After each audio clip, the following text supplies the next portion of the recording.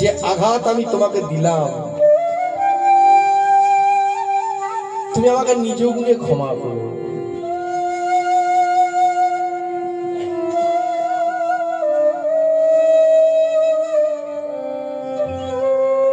দিয়ে মনে মনে চিন্তা করলে, বিষ্ণুপ্রিয়ার অনুমতি ছাড়া তো আমার সন্ন্যাস হবে না। তাই বলল, প্রিয়া তুমি আমার অনুমতি দাও, আমি সন্ন্যাস গ্রহণ করব।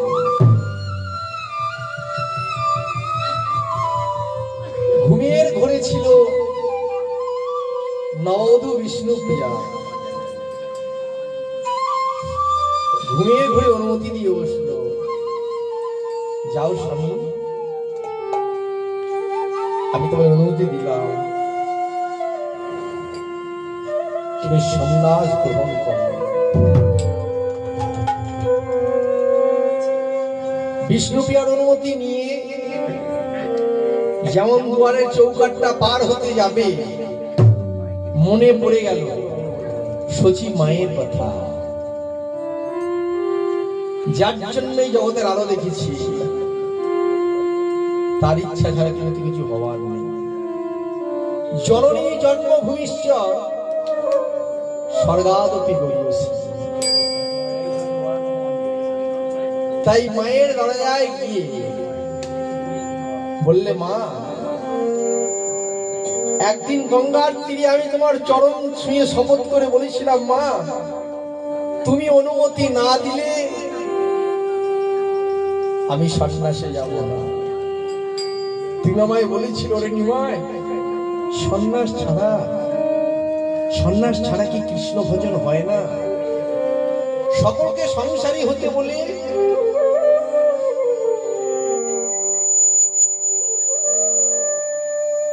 নিজে কেন সংকল্প গ্রহণ করেছি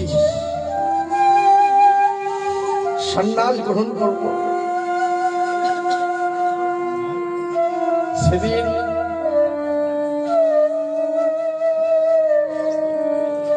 আমি বলেছিলাম, মা, এই গঙ্গার তীরে এই সুন্দরী গঙ্গাকে সাক্ষী রেখে তোমার পা ছুঁয়ে শপথ করে বলছি, মা, তুমি অনুমতি না দিলে আমি সন্ন্যাসে যাব না। তুমি আমায় বলেছিল, রে নিমাই, একান্তই যদি তোকে সন্ন্যাসে যেতে হয়, তোর বাবার পিণ্ডি দান করে এসেছিস দয়া ধামে, আমিও মরি, আমার মুখে আগুন দিয়ে আমাকে পিণ্ডি দিয়ে তুই সন্ন্যাস গ্রহণ কর। তাই মা, মাগো, আমি তোমার মুখোমুখি করতে না পেরে আজকে আমি তোমার বুকে আগুন জ্বেলে দিয়ে চলে গেলাম। মা, মাগো, মা, তুমি আমায় ক্ষমা করো। মা, কোকিল কণ্ঠে নিমাই ডাকে, মা, মা, কোকিল কণ্ঠে নিমাই ডাকে, মা, মা, অথ ঘুমের ঘরে শচী বলে, যা যা যা।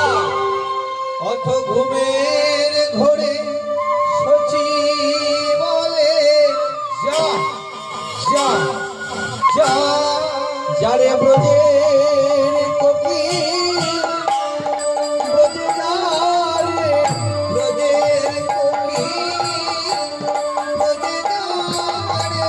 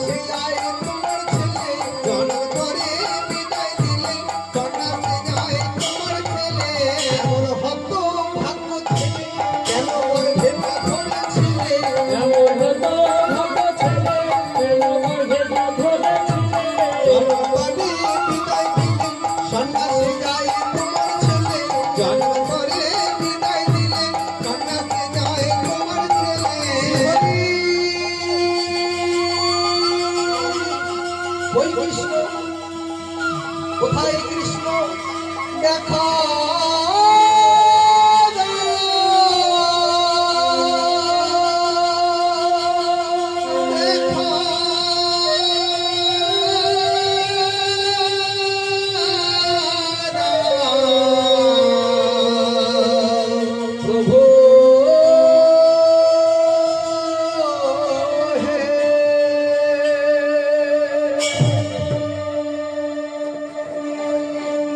জনম তরে খুঁজি তোমারে, তবু তো না পাই দেখা। এ জন্মে কি তোমার দেখা পাবো না দয়াল? মুখে কৃষ্ণ নাম নিয়ে কনকনে ঠান্ডা শীতের দিনে সকলেই যেমন লেপের মধ্যে জড়সড় হয়ে আছে, চৈতন্য মহাপ্রভু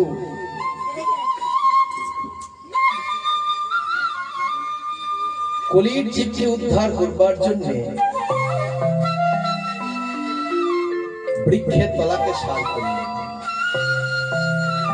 মুখে কৃষ্ণ নাম নিয়ে ছুটতে ছুটতে বেরিয়ে পড়লেন।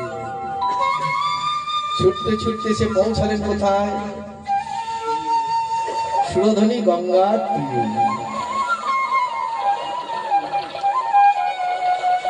আপনারা জানেন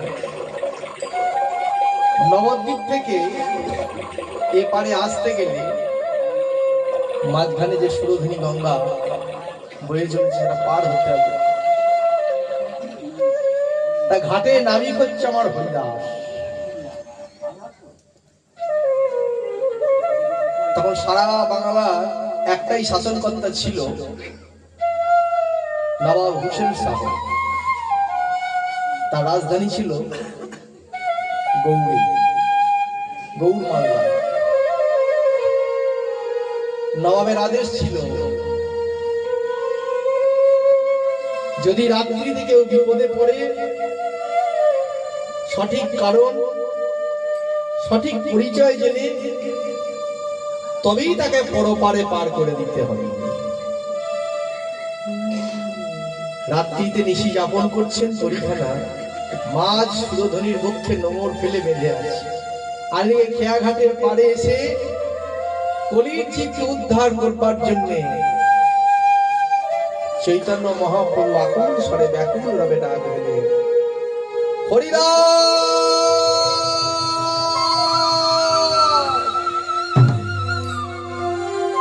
হরিদাস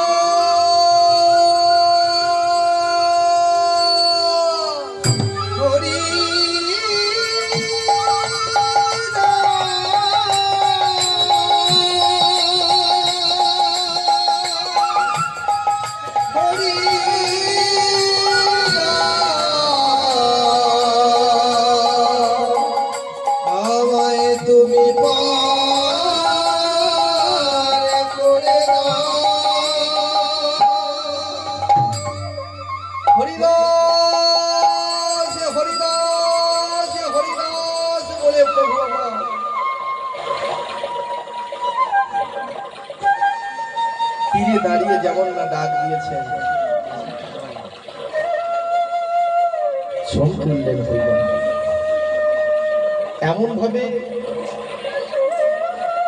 আকুল স্বরে ব্যাকুল রবে, এই মধ্যরাত্রি আমায় ডাকে কে? তবে কি কারো বিপদ হলো? ধীরে ধীরে তরিটা কিনারায় লাগিয়ে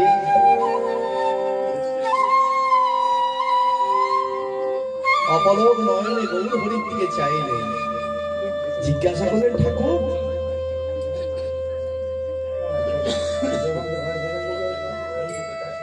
এত রাত্রিতে এমন করে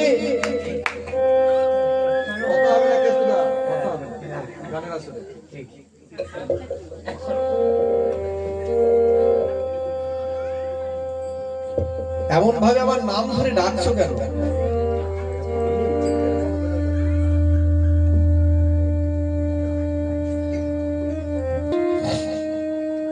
আমার নাম ধরে এমন করে ডাকছো কেন? বলো হরিদাস, আমায় পার করে দাও।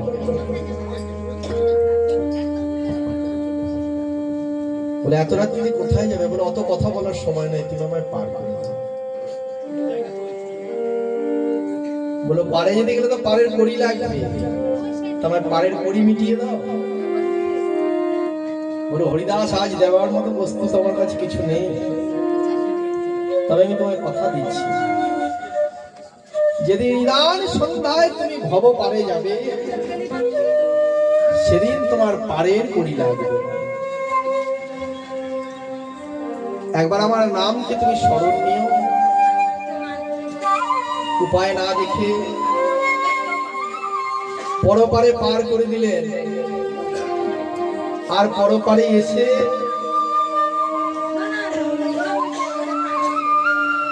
প্রণাম জানালেন সুরধনী গঙ্গাকে। বিদায় বিদায় সুরধনী গঙ্গা, বিদায় আমার ভক্ত মন্ডলী, তবে দেখা হবে এ বেশে নয়, নতুন ভাবে নতুন বেশে। মুখে কৃষ্ণ নাম নিয়ে ছুটতে ছুটতে পৌঁছালেন কাটোয়া কণ্টক নগরের পথে। প্রভুপাদ কেশব ভারতীর দরজাঘাট করে গিয়ে ডাক দিলেন, গুরুদেব আমি এসেছি। কে? আমায় চিনতে পারলেন না? আমি নিমাই। গয়া ধামে পিতার পিণ্ডদান করতে গিয়ে আপনার সঙ্গে আমার প্রথম সাক্ষাৎ হয়েছিল। সেদিন আমি আপনার কাছে ত্যাগের মন্ত্রে দীক্ষা নেব এই সংকল্প গ্রহণ করেছি। আপনি সেদিন আমায় বলেছিলেন ত্যাগের মন্ত্রে দীক্ষা নিতে গেলে মায়ের অনুমতি আনতে হবে। আমি এনেছি, কিন্তু তা হলেও তো হবে না। কেন? তোমার স্ত্রীর অনুমতি আনতে হবে। আমি সেটাও এনেছি গুরুদেব, তা হলেও তো তোমার সন্ন্যাস হবে না। কেন গুরুদেব? তোমার বয়স কত? আজকে গুরুদেব আমার বয়স 24 বছর। কিন্তু নিমাই, শাস্ত্রে আছে দ্বারস্থ বানপ্রস্থ, তারপর হয় সন্ন্যাস। 50 ঊর্ধ্বং ব্রণং ব্রজ, 50 হইলে হয় রাগের নিবৃত্তি, তবে তো সন্ন্যাস দিতে শাস্ত্রীয় অনুমতি। এবার চৈতন্য প্রভু আমার বলছেন, গুরুদেব অপরাধ দেবেন না, আপনার বাক্য লঙ্ঘন করার মতো শক্তি আমার নেই। তবে আমি বলবো 50 হইতে যদি হয়তো মরণ, তবে আর সাধু সঙ্গে কবে হবে আমার কৃষ্ণ ভজন? 50 বছরের পূর্বেই যদি আমার শ্রবণ আসে, তবে কি আমার কৃষ্ণ ভজন হতে আমি বঞ্চিত হব?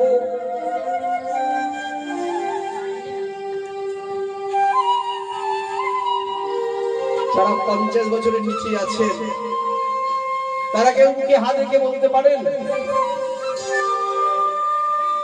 যে আমি 50 বছর বাঁচবই বাঁচবো? এটা বলা যায়? নিয়তি কেন বাধ্যতে, নিয়তি কিন্তু কারো কথা শোনে না। বলে না নিমাই না, শুধু 50 বছর হলেই হবে না, পঞ্চভূতকে জানতে হবে। ক্ষিতি, আপ, তেজ, মরুদ, বাম, এই পঞ্চভূত দিয়ে আমাদের দেহ তৈরি। ক্ষিতি মানে মাটি, আপ মানে জল, তেজ মানে আলো, মরুদ মানে বাতাস, আর বম মানে আকাশ। এই 5টা উপকরণ দিয়ে আমাদের দেহ তৈরি। তা এই 5টা উপকরণ দিয়ে ভগবত সেবা করতে হবে। 5টা উপকরণ দিয়ে যে ভগবত সেবা করতে পারে সেই তন্ত্রাঙ্গ ভক্ত। 50 হলে হবে, 60 তো হবে নিমাই। গুরুদেব ষড়রিপুকে বশ করতে হবে। কাম, ক্রোধ, লোভ, মদ, মোহ, আর মাস চালাচ্ছ, তাহলে সত্তরে হবে? বলে না গুরুদেব, সত্তরেও হবে না। কেন? সপ্তম দ্বারকে জানতে হবে, মূলাধার থেকে স্বাধিষ্ঠান পর্যন্ত। তার ভগবানের স্থিতি কোথায়? দেখবেন ভগবান শ্রীকৃষ্ণ যেখানে দাঁড়িয়ে আছেন, একটা পদ্মের মধ্যে নেই? ভগবানের অনেক জায়গায় চিত্রপট দেখবেন, আমার রাধা মাধব দাঁড়িয়ে আছেন একটা পদ্মের উপরে। মানে কি? ভগবান দেখা যায় যে ওই যে শতদল, ভগবান সেখানে আছে, তার স্থিতি ওখানে। তাহলে সত্তরে হবে না, 80-তে বলছে অষ্টপাশ, মানে 8টা বাঁধন। 8টা বাঁধন কি? জাতি, বিদ্যা, রূপ, যৌবন, মহাতাঞ্চ। জাতি, যদি মনে হয় আমি ব্রাহ্মণের ছেলে, হ্যাঁ